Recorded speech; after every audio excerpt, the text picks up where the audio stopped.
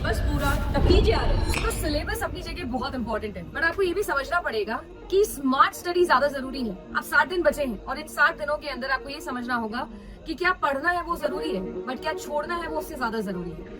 जितने ज्यादा आप लोग क्वेश्चन सॉल्व करोगे उतना ज्यादा आपका सिलेबस कवर भी होगा और जल्दी आप उसे रिवाइज भी कर पाओगे। So it's all about making the perfect balance between your syllabus, जो आपको पढ़ना है और जो आपको छोड़ना है। क्या जेआरएफ करने से सच में नौकरी लग जाएगी, कभी सोचा है? अब यार ये जो सवाल है ना कि क्या यूजीसी नेट करके नौकरी लग जाती है, तो ये तो मुझे बिल्कुल वही वाला ताने याद दिला रहा है जो बहुत सारे लोग हमें बोलते हैं कि अरे यार यूजीसी नेट करके क्या कौन सी नौकरी लगती है।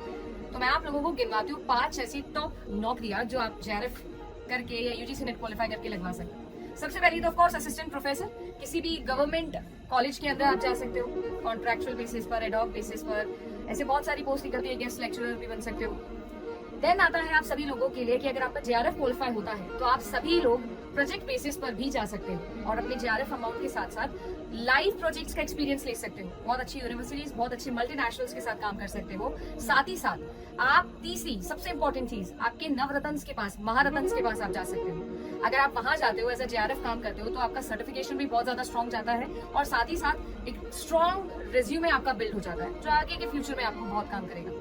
रिसर्च एसोसिएट या रिसर्च असिस्टेंट मुझे लगता है कि एक ऐसी चीज है जो बहुत सारे बच्चे मिस करते हैं, क्योंकि ये ऐसी पोस्ट नहीं है जो डायरेक्ट निकलती है। यूनिवर्सिटीज में जाना पड़ेगा, खोजना पड़ेगा, डूबना पड़ेगा इस जर्नी के अंदर, तो आपको पता चलेगी। एंड देन ऑफ कोर्स मुझे ऐसा लगता है कि आप सभी लोग समझते होंगे इस चीज को कि यूजीसी नेट क्यों किया जा रहा है, टीचिंग में अपना करियर बनाने के लिए। तो मेरे हिसाब से जैसे कि हम टीचिंग कर रहे हैं वैसे ही आप भी बहुत सारे जगहों पर जाकर अपनी टीचिंग वाले हुनर को और ज्यादा निखार सकते हो। और डिजिटाइजेशन जब से आया है तो अगर ऑनलाइन इंडस्ट्री के अंदर अगर आप आते हो तो आपका नंबर तो बढ़ेगा ही एपीआई में, आपका एक्सपीरियंस भी बहुत अच्छा जाएगा। तो मेरे हिसाब से आप स्टार्टअप ऑर्गेनाइजेशन में जा सकते हो, आप बहुत सारी प्राइवेट इंडस्ट्रीज में जा सकते हो, एज अ टीचर काम कर सकते हो। ऐसी बहुत सारी जॉब्स है, पर ये 5 बहुत ही ज्यादा यूजफुल और एकदम क्लोज जॉब्स है जो मैंने आपको बताया। बाकी फैसला आपका है, आपको सोचना। प्रीवियस ईयर क्वेश्चंस या न्यू मॉक टेस्ट सीरीज, क्या है जेआरएफ का सही रास्ता? देखो प्रीवियस ईयर क्वेश्चंस का अपना इंपॉर्टेंस है। ऑफ कोर्स अगर आपने 5 साल के 10 साल के प्रीवियस ईयर निकाले होते हैं, जैसे कि इग्निशन बैच में भी आप सभी लोगों के लिए पिछले 10 साल के previous year question already solve करवाए हैं, वीडियो सोल्यूशन पास होता है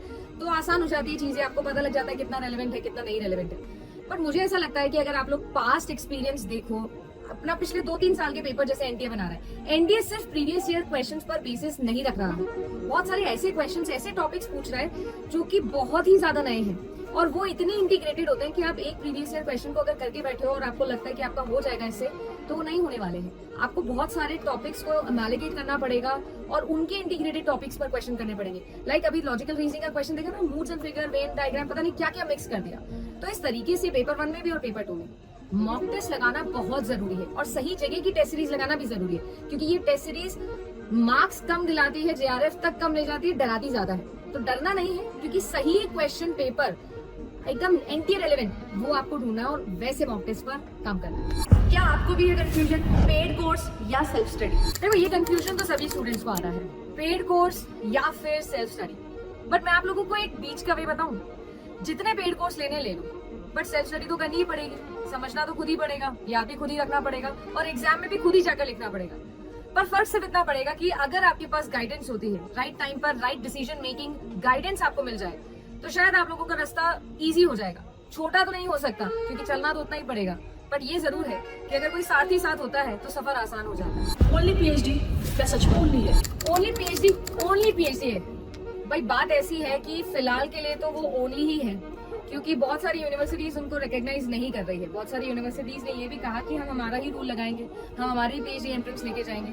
तो अगर मैं कहूँ, ये मेरा पर्सपेक्टिव है, मेरे अकॉर्डिंग तो ये प्लेसिबो है जो एनटीए ने हमें दिया है।